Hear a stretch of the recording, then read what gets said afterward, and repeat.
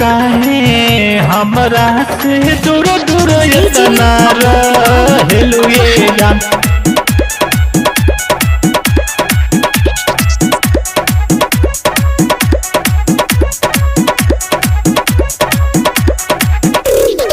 तोहरा के जान हम छोड़ बनाही हो,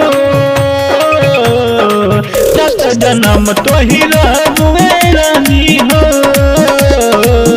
बड़ी करलू डराम इतना हो खदे रहम, काहे अखिया चुराव तरु जान। तो काहे हमरा से दूर दूर इतना रहेलू ये जान।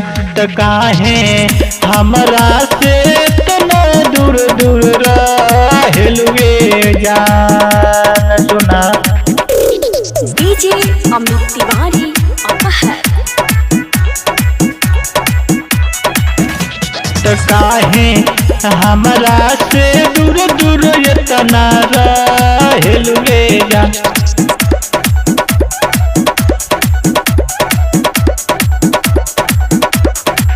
तो काहे करतालू हमरा के इग्नोर हो, प्यार कोइले बानी तोहरा के दिलवा जोर हो। सुना प्यार में तुम दगा देता हुए जान जा। तो काहे हमरा के तारा पैलू हो, प्यार में धोखा तो हूँ कैलू हो। तोहर ही हम बिया कोई कोई जहार तेरा कवन के करी हम दान। तो काहे हमरा से दूर दूर इतना रहेलू ये जान।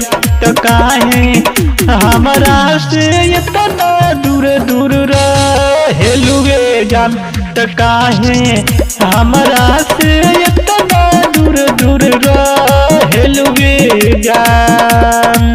नजरों चुरा कर बेवफा कर दिया।